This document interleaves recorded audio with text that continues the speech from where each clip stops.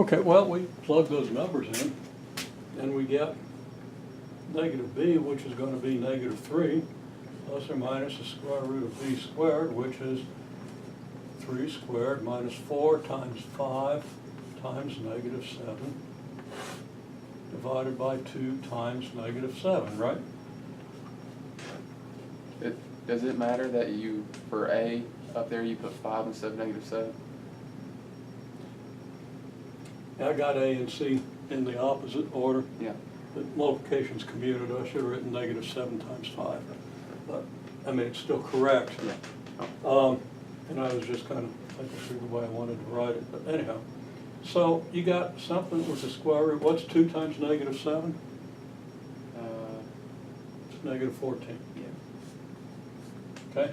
Now, can you do the arithmetic to get this down to single numbers?